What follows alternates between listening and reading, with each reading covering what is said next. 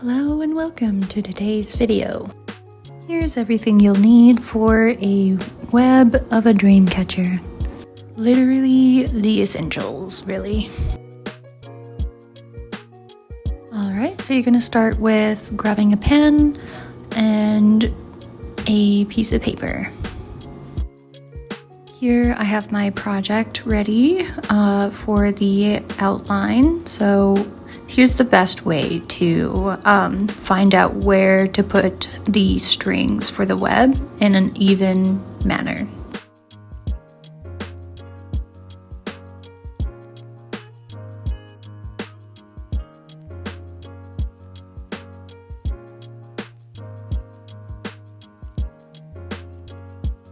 Awesome, so you're gonna go ahead and connect those dots or just find the even middle part. So I did that kind of off screen, but we're gonna start with the part where you attach it to the wall.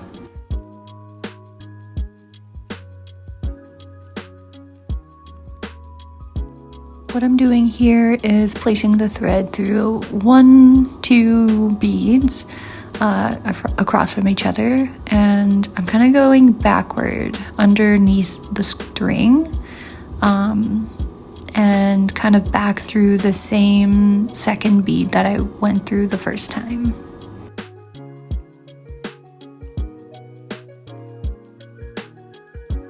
And here we have a solid stopper bead. We're just going to continue through to the very top and begin the hook. Here I have 15 crystal beads, size 11-0.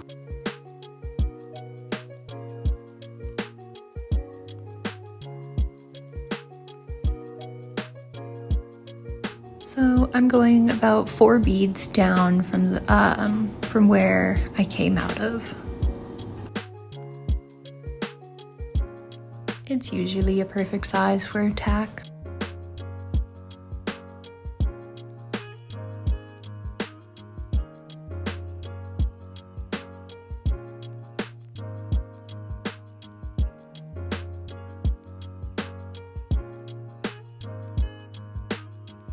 From here, you're just going to weave in through the beads just to make sure that bottom part is secure. Basically, I'm just going around so that I can go back into the hook part and just double strength it up.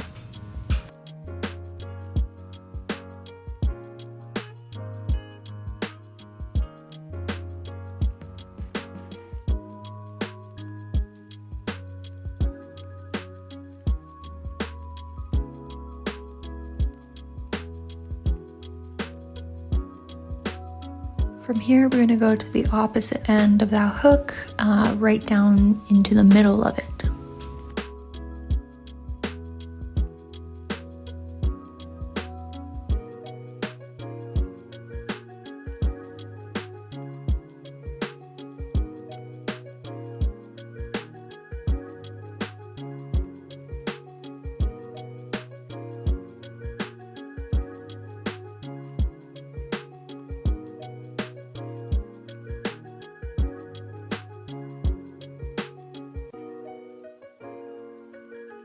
So right here is probably the best tip I have for you when making a web for a dream catcher.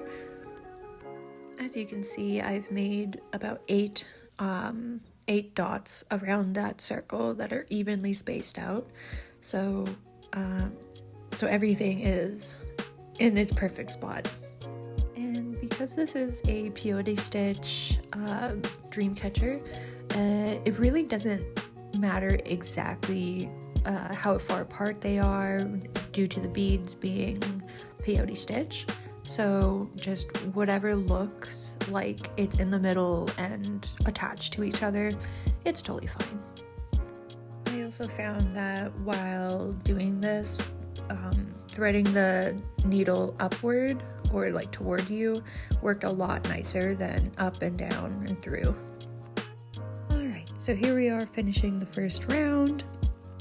Technically right here you can make a knot but I opted for a light loop.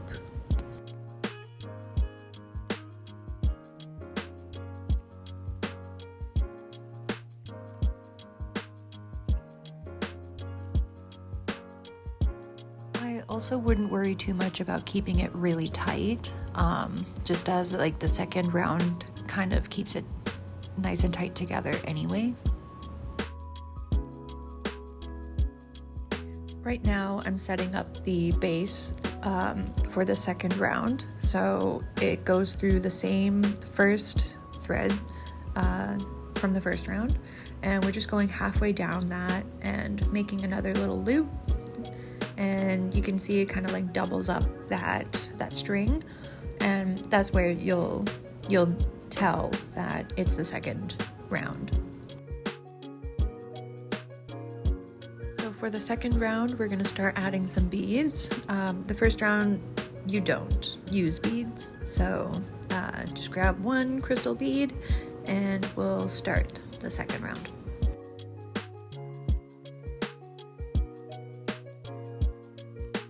For dream catchers, we normally don't tie knots, so we're just going to continue doing loops through the rest of the dream catcher right until the middle.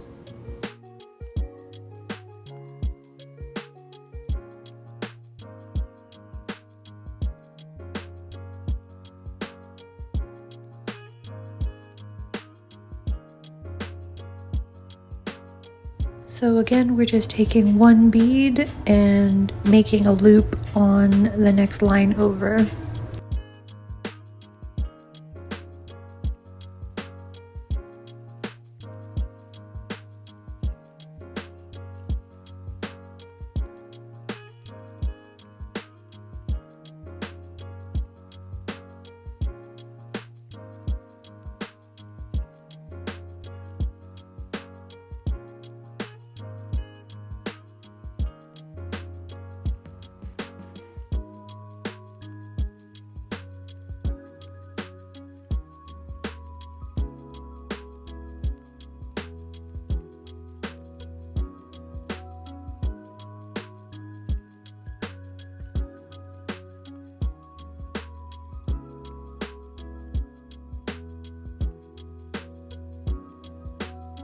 Second round almost done, so here we are just kind of finishing it off.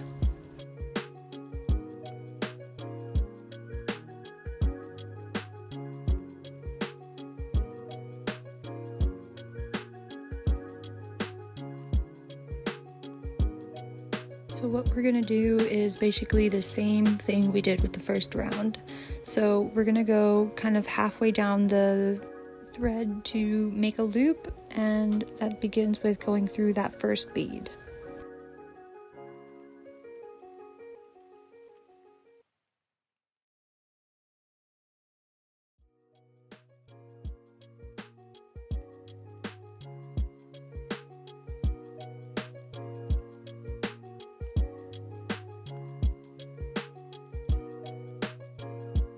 So here we have a base for the third round. The pattern for this next round will be one bead, one not bead, one bead, one not bead, and so on. Also, whenever you encounter a bead this round, always just put it to the left and make the loop to the right of it.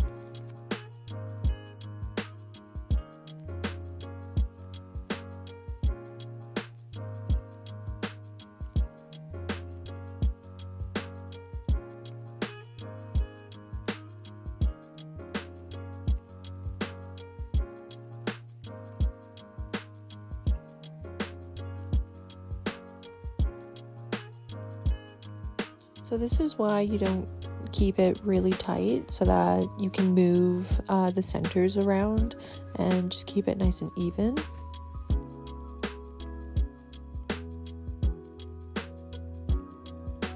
Alright, another one done. So for this next pattern or part of the web, we're going to go one non-bead, one with a bead again, so just kind of alternating for this round.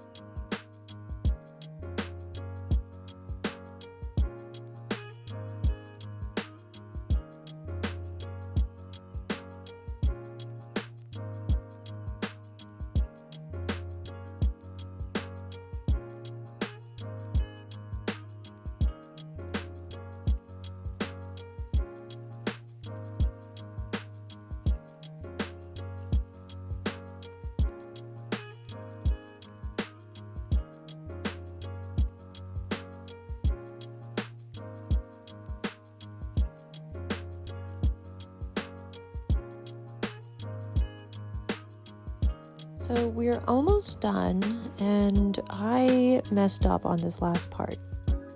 This line right here kind of indicates that I should have put at least 2 more loops before finishing this round. Right there and there. So right here, not there.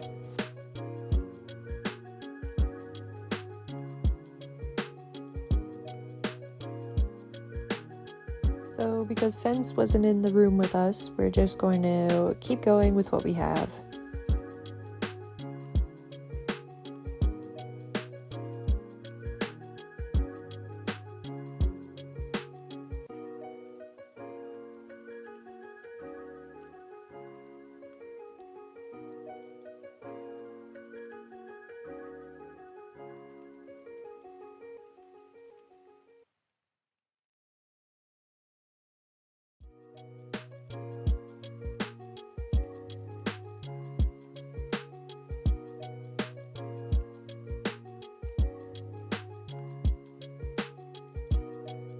So for this round, we're not going to be using any beads.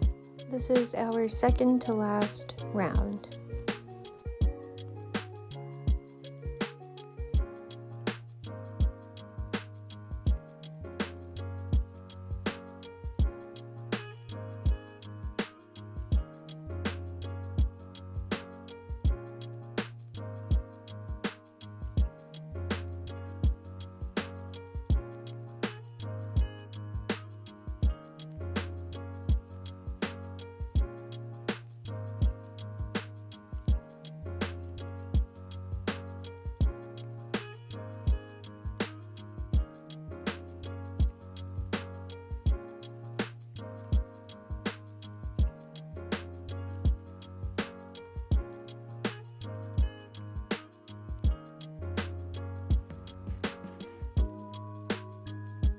Now for our last round, we're just going to kind of go across, close up this web, and just like tie it off, finish it.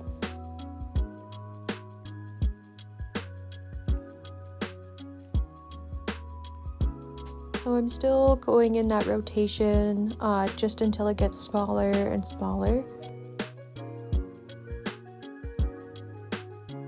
And now I start kind of going across and closing that gap.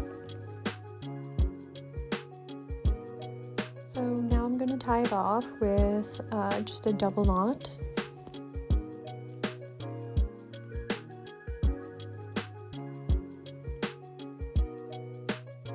Now we give it a quick snip, and we're going to burn that edge so it doesn't start fraying and it has a nice complete look to it.